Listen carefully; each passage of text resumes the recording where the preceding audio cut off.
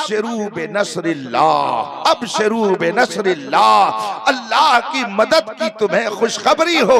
अना नबीयुकुम मुहम्मदुर रसूलुल्लाह, मैं तुम्हारा पैगंबर मुहम्मदुर रसूलुल्लाह हो, मैं तुम्हारी मदद के लिए आया हूँ।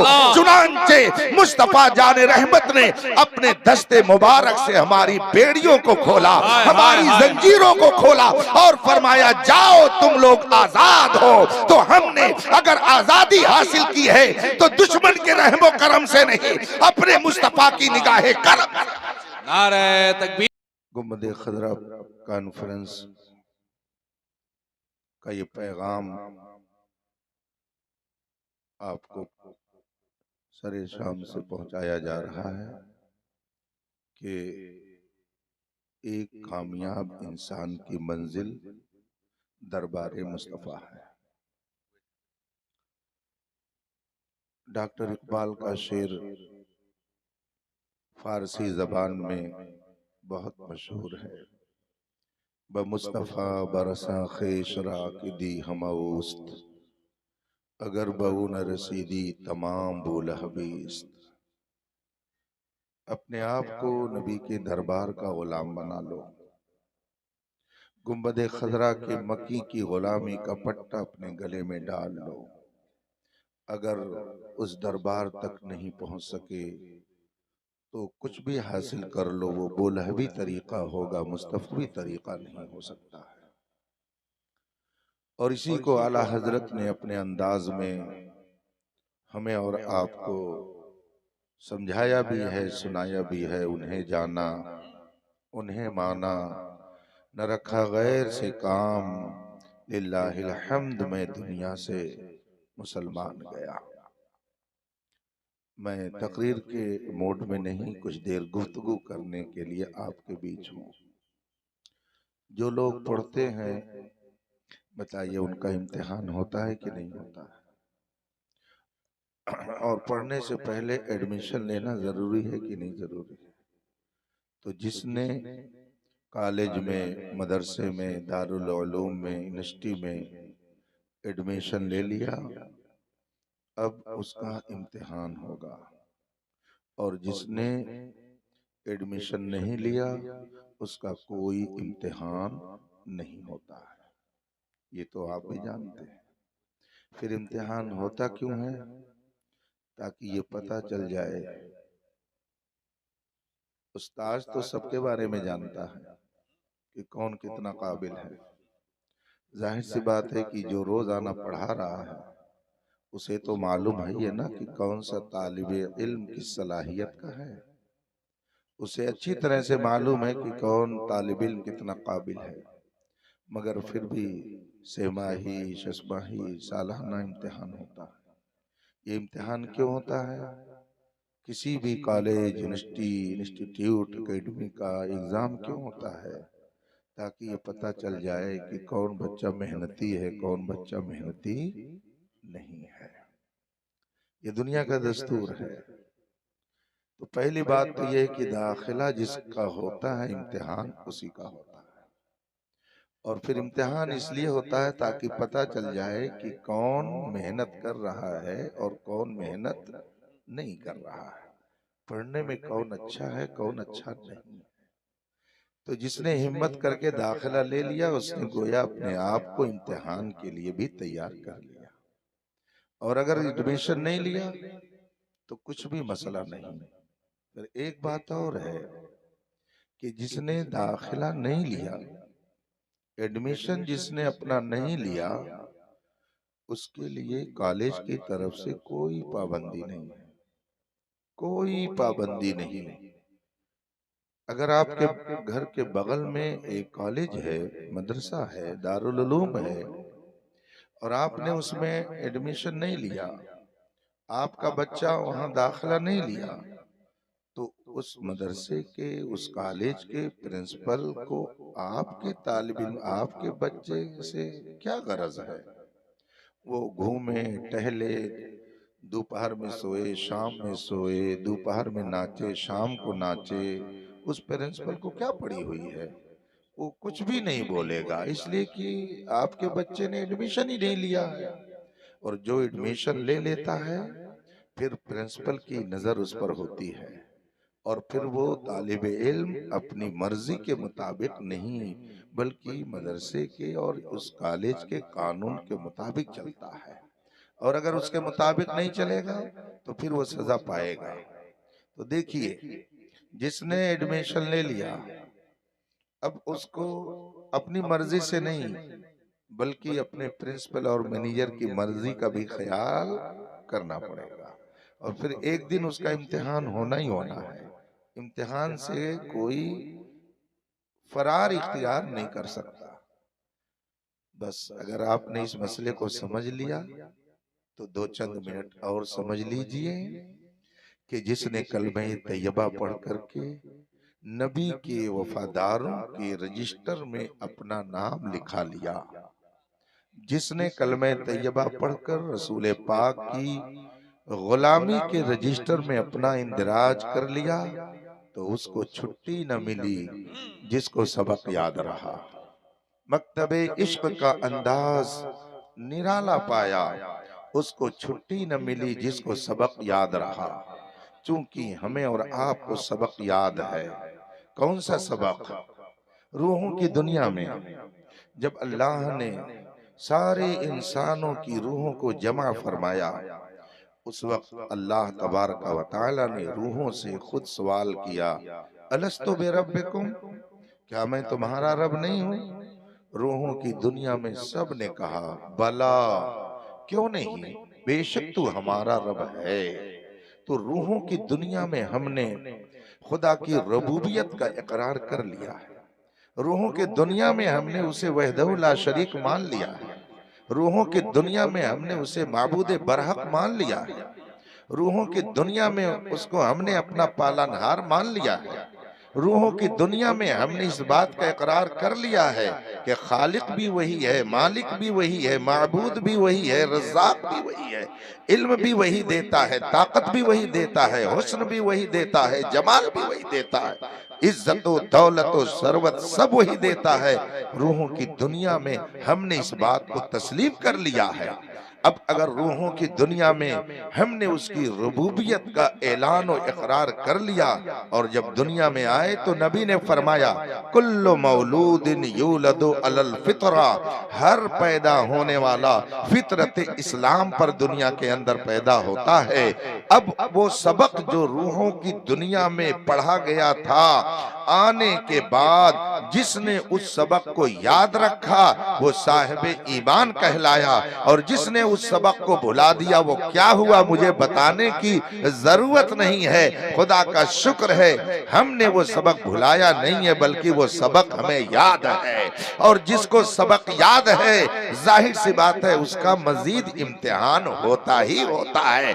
इसलिए कि आप तलबा से पूछिए, उस्ताद से पूछिए, अगर उस्ताद ने किसी तालिब इल्म से कहा बेटा चलो जरा ये लिखने पढ़ने का काम करो, अगर उस तालिब इल्म ने काम सही कर दिया तो फिर दोबारा काम उसी को दिया जाएगा, और अगर उसने सही ढंग से काम नहीं किया तो उसको रिजेक्ट कर दिया जाएगा, दूसरे से उस्ताद काम लेगा। आप अपनी किस्मत पर नाज कीजिए कि खुदा ने अपनी रबूबियत के इजहार के लिए इस दुनिया में किसी और को मुंतखब नहीं किया, मुस्तफा के इन गुलामों को मुंतखब किया है। ये वो मनसब है जो अल्लाह ने हमें और आपको अता फरमाया है। इसलिए अगर वो सबक याद है तो इम्तिहान के लिए भी तैयार रहना चाहिए। वलनबलुवन्नकुम, कुरान इरशाद फरमाता है मैं तुम्हें आजमाऊंगा, तुम्हारा इम्तिहान लूंगा, और इम्तिहान मुख्तलिफ तरीके से होता है। अगर रजिस्टर में नाम दर्ज हो गया, एडमिशन हो गया, तो एग्जाम होगा, इम्तिहान होगा, और इम्तिहान कई नौइयत का है, कई तरह का पेपर बनता है, कई तरह से एग्जाम लिया जाता है, ये दुनिया का दस्तूर है। इसलिए इम्तिहान से पढ़ने वाले को घबराने की जरूरत नहीं है, बल्कि उसे और मेहनत से तैयारी करने की जरूरत है। तो तैयारी क्या करनी है कि मोहम्मद से वफा तूने तो हम तेरे हैं, ये जहां चीज है क्या लौहो कलम।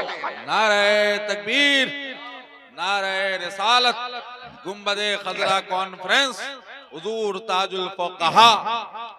हमें ना यहाँ फिक्र होनी चाहिए ना वहां फिक्र होनी चाहिए। अभी शेर कितना अच्छा आपने सुना, ढूंढा ही करें, ढूंढा ही करें सदरे कयामत के सिपाही, वो किसको मिले जो तेरे दामन में छुपा हो। गुंबदे खजरा के मकीन के दामन में जो छुप जाता है वो जालिमों की चीरा दस्ती से महफूज हो जाता है।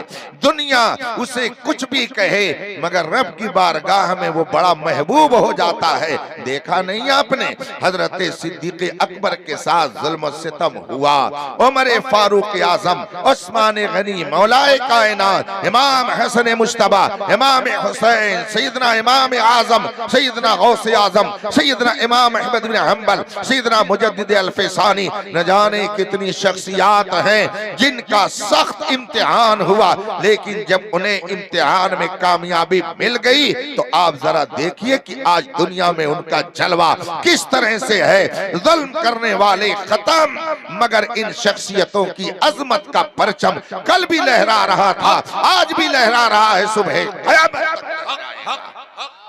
मिट गए मिटते हैं मिट जाएंगे आदा तेरे, न मिटा है न मिटेगा कभी चर्चा तेरा।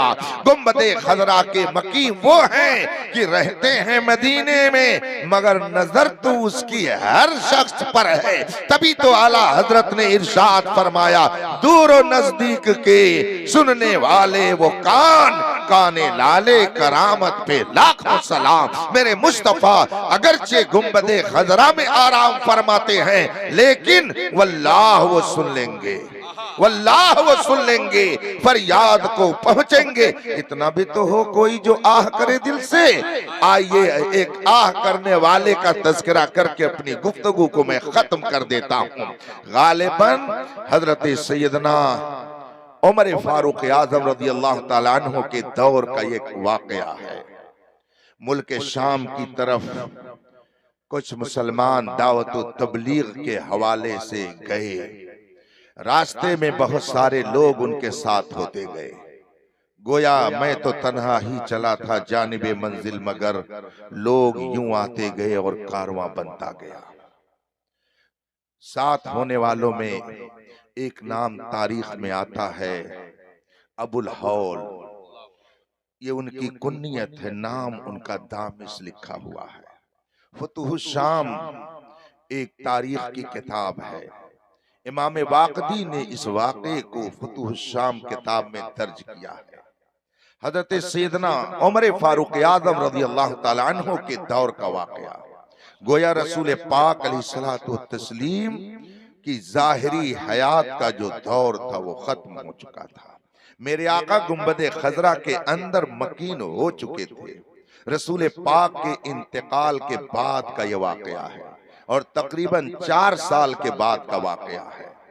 हजरत दामिश मुसलमानों के लश्कर में शरीक हो गए और मुल्क शाम की तरफ जो लश्कर दावत तबलीग के लिए जा रहा था, जो काफिला उधर रसूल पाक की मोहब्बत का पैगाम लेकर के जा रहा था, हजरत दामिश भी उसमें शरीक हो गए।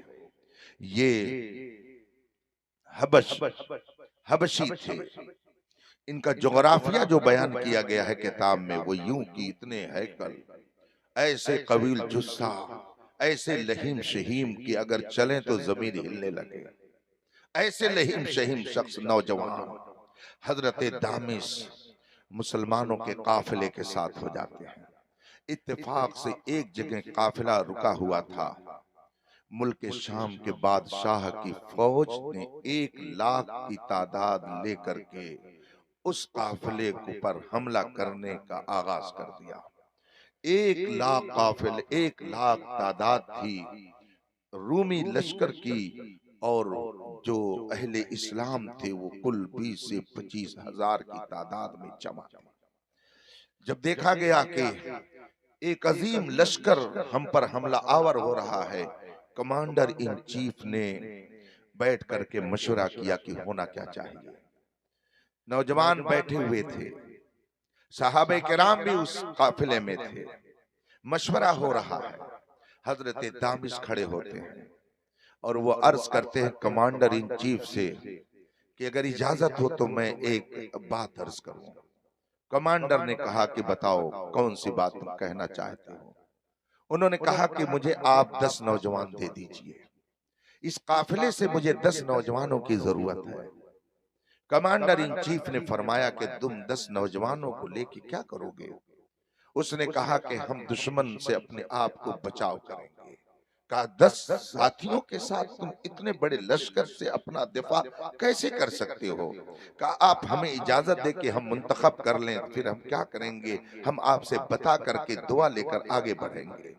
चुनांचे कमांडर ने इजाजत दे दी और 10 साथियों का इंतखाब हो गया। कड़ियल जवान 10 लोगों को दामिश ने मुंतखब कर लिया और उसके बाद में कमांडर इन चीफ से अपना प्लान उसने बताया कि ये हम पर हमला आवर हो रहे हैं, हम इनसे दिफा की ये सूरत अपनाएंगे कि हम चारों तरफ से इनके बीच घुसेंगे और इनको अफरा तफरी का शिकार कर देंगे। ये जब मुंतशिर हो जाएंगे तो हमारी सेफ्टी हो जाएगी। कहा अच्छी तदबीर तुमने निकाली, ठीक है।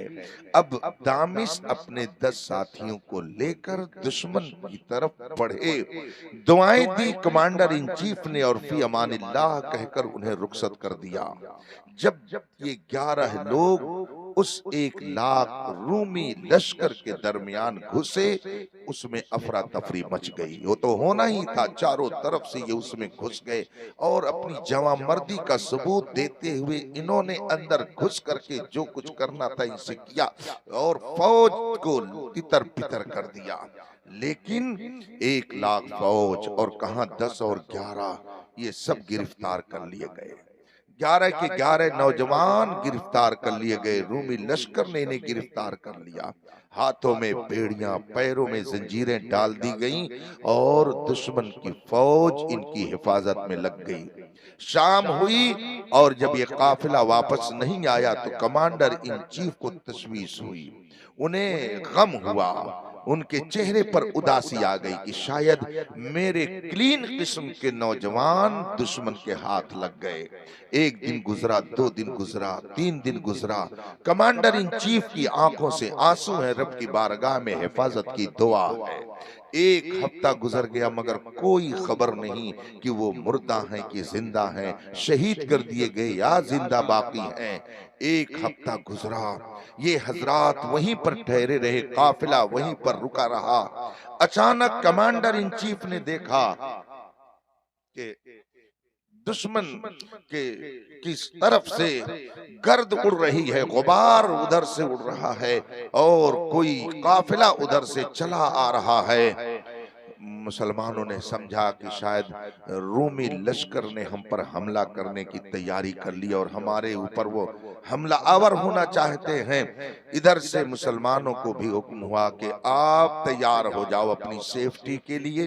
लेकिन जूं जूं गर्दो गुबार करीब लोगों ने देखा और करीब हुआ, वो काफिला और करीब हुआ तो देखा कि हजरत दामिश अपने सारे साथियों के साथ घोड़े पर सवार चले आ रहे हैं। जो ही मुसलमानों ने ये देखा, नारे तकबीर बुलंद की, अल्लाह की किबरियाई की सदा बुलंद हुई। कमांडर इन चीफ आगे हुए और दीगर मुसलमान उनके पीछे इस्तकबाल के लिए सब खड़े हो गए। हजरत दामिश अपने घोड़े से नीचे उतरे, कमांडर इन चीफ से सलाम किया और कमांडर ने उन्हें अपने सीने से लगा लिया, दुआएं दी, हर एक को मुबारकबादी दी कि आप खैरियत से वापस आ गए। हर एक की खैरियत पूछी और जब बैठे तो कमांडर इन चीफ ने हजरत दामिश से पहला सवाल ये किया, ये तो बताओ कि आखिर तुम दुश्मन के लश्कर में कैसे रहे और वहां से कैसे तुम खैर आफियत के साथ वापस आ गए। हजरत दामिश ने अपनी गिरफ्तारी का वाकया बता दिया कि हम फौज के कल्ब में, उनके अंदर, उनके सेंटर में पहुंच गए और हमने अपने तौर पर जो करना हुआ किया, मगर हम दुश्मन के हाथ लग गए और हमको गिरफ्तार कर लिया गया। हाथ में बेड़ी, पैर में जंजीर हमको दुश्मन के मुहाफिज दस्ते की निगरानी में रखा गया और बीच में हम रखे जा रहे थे, इधर उधर जाने की इजाजत नहीं थी। हम इस तरह से उनके नरगे में रहे। कमांडर इन चीफ ने पूछा, फिर तुम आखिर वहां से छुटकारा पाकर आए कैसे? मैं यही आपको बताना चाहता हूँ। हजरत दामिश ने कहा कि आज जो रात गुजरी है वो शायद रूमियों के किसी त्योहार की रात थी, इसीलिए सारे लश्कर के लोग शराबो कबाब में मस्त, रात का सन्नाटा, शराबो कबाब के बाद ये सब सोए हुए थे, सारी फौज सो रही थी और जो हमारी निगरानी करने वाली टोली थी वो भी शराबो कबाब में मस्त होकर के नींद में गई। रात का सन्नाटा था, हम अपने साथियों के साथ बैठे अल्लाह रसूल को याद कर रहे थे। रात के सन्नाटे में हम अपने खुदा को, खुदा के महबूब को याद कर रहे थे। रात का सन्नाटा था, कोई भी फौजी जग नहीं रहा था, उसमें हम ही सिर्फ जग करके जिक्र इलाही में लगे हुए थे कि अचानक हमने एक नूर देखा, एक रोशनी देखी और देखते ही देखते वो रोशनी हमसे करीब हो गई। पूरा वो खित्ता बुक्के नूर हो गया। एक नूरानी पैकर घोड़े से फौरन जमीन पर उतरा, हमारे करीब आकर के उसने जो जुमले कहे मैं वो जुमले याद रखा हूं और तारीख में वो नोट है जुमला। इमाम वाक़दी ने लिखा है कि जब वो परी पैकर, वो नूर का पैकर जब नीचे घोड़े से उतरा तो उसकी जबान पे ये जुमले थे, अबशरू बेनस्रिल्लाह, अबशरू बेनस्रिल्लाह, अल्लाह की मदद की तुम्हें खुशखबरी हो, अना नबीयुकुम मुहम्मदुर रसूलुल्लाह, मैं तुम्हारा पैगंबर मुहम्मदुर रसूलुल्लाह हो, मैं तुम्हारी मदद के लिए आया हो। चुनांचे मुस्तफा जाने रहमत ने अपने दस्ते मुबारक से हमारी बेड़ियों को खोला, हमारी जंजीरों को खोला और फरमाया जाओ तुम लोग आजाद हो। तो हमने अगर आजादी हासिल की है तो दुश्मन के रहमो करम से नहीं, अपने मुस्तफा की निगाहे करम। नारे तकबीर, नारे रिसालत। वल्लाह वो सुन लेंगे, फरियाद को पहुंचेंगे। इतना भी तो हो कोई जो आह करे दिल से, नबी से लौ लगाइए, नबी की मोहब्बत दिल में बसाइए और दुनिया की हर चीज को आप एक तरफ रखिए, मोहब्बत नबी को एक तरफ रखिए। यही वो सरमाया है जिस सरमाए की बदौलत कब्र की तारीकी में उजाला होगा, पुल सिरात पर सहूलत होगी और जन्नत में हसनैन करीमैन की क़यादत में दाखिल, कब्र में लहराएंगे ता हश्र चश्मे नूर के, जलवा फरमा होगी जब तलअत रसूलुल्लाह की। आप लावारिस नहीं हैं, आप लावारिस नहीं हैं, होगा कोई लावारिस मगर आप लावारिस नहीं हैं। इस लावारिस पर एक छोटा सा वाकया याद आ गया, क्योंकि मुझे दारुल उलूम अलीमिया जमदा शाही क्लास में पहुंचना है, लेकिन 2-4 मिनट में मैं अपनी बात को खत्म कर दूंगा और आपकी नसीहत के लिए यह वाकया अर्ज करके जा रहा हूं। हजरत सैयदना इमाम आजम, जिनके हम और आप मुकल्लिद होकर हनफी कहलाते हैं, इमाम आजम ताबई हैं, इन्होंने सहाबा का दीदार किया है। बहुत सारे नाहंजार कलमा पढ़ने वाले उनकी शान में गुस्ताखी करते हैं, ऐसे लोगों से आप अपनी हिफाजत कीजिएगा। सैयदना इमाम आजम रज़ियल्लाहु ताला अन्हु मुस्तफा जाने रहमत का मोजज़ा है, बशारत नबवी है, पूरी दुनियाए इस्लाम के मोहसिन हैं, फिक़्ह फतावा की दुनिया के वो इमाम है, आरिफ़े बिल्लाह हैं, कुतुबे रब्बानी है, इमामुल औलिया वल अत्किया है, अपने जमाने के वो वली कामिल हैं। रब्बे कायनात ने बेशुमार फज़ाइल कमालात से उन्हें माना माल फरमाया था। अपने चंद तलामिज़ा और शागिर्दों के साथ तशरीफ ले जा रहे थे। बहुत ही दर्दनाक वाकया है। इत्तेफाक से उनके मोहल्ले में उनका एक मुखालिफ रहता था। उसने देखा कि इमाम आजम अबू हनीफा तशरीफ ले जा रहे हैं अपने साथियों के साथ। दुश्मन जब किसी इज्जतदार को उसके मुरीदीन या उसके शागिर्द या उसके चाहने वालों के साथ देखता है तो उस वक्त बेइज्जती करने में अपने लिए ज्यादा खुशी महसूस करता है। चुनांचे उस अहमक ने आगे बढ़ करके इमाम आजम रज़ी अल्लाह ताला अन्हु से कहा कि अबू हनीफा, मैंने सुना है कि तुम्हारे वालिद का इंतकाल हो गया है। इमाम आजम ने फरमाया, हाँ मेरे वालिद का इंतकाल हो गया है। जो ही आपने ये फरमाया, वो अहमक, बेवकूफ, नाहंजार जो भी उसको कह लिया जाए, उसने फौरन कहा, अबू हनीफा, जब आपके वालिद का इंतकाल हो गया है तो आपकी अम्मी तो बेवा हो गई हैं, आप अपनी अम्मी का मुझसे निकाह कर दीजिए। कितना सख्त जुमला सोचिए। बाप का इंतकाल हुआ है, वालिदा के बारे में एक मुखालिफ कह रहा है बेटे से कि तुम अपनी माँ का मुझसे निकाह कर दो। क्या आप ऐसे आलम में अपने जज्बात को कंट्रोल में रख सकते हैं? क्या आप बर्दाश्त कर सकते हैं? इमाम आजम के शागिर्द जो आपके साथ थे, उन्हें जलाल आया, गुस्सा आया। उन्होंने सोचा कि इसका जवाब दें, मगर इमाम आजम ने फरमाया, आपको जवाब देने की जरूरत नहीं है, मैं लावारिस थोड़ी हूँ, मैं लावारिस थोड़ी हूँ, आपको जवाब देने की जरूरत नहीं है, आप खामोश रहिए। इसने जो बात कही है, हम उसको शरीयत की तराजू पे तौल तो लें। जाहिर सी बात है कि मेरे वालिद का जब इंतकाल हो गया, मेरी माँ बेवा हो गई है, तो शरअन तो उससे कोई भी निकाह कर सकता है, इसलिए इसने कोई खिलाफ शरअ बात तो नहीं कही है। आप लोग नाराज क्यों हो रहे हैं? इसने कोई खिलाफ शरअ बात तो नहीं कही है। आपने उससे फरमाया, ठीक है, मेरी माँ अभी इद्दत में है, इद्दत गुजर जाए तो मैं तुम्हारा पैगाम अपनी माँ को पहुंचा दूंगा, और अगर वो राजी होंगी तो तुमसे निकाह हो जाएगा। इतना कह करके मेरा इमाम आगे बढ़ा। अभी आगे 10 कदम ज्यादा से ज्यादा बढ़ा होगा, पीछे शोर मचता है, आवाज आती है, उसको क्या हो गया, उस नौजवान को क्या हो गया, उस आदमी को क्या हो गया।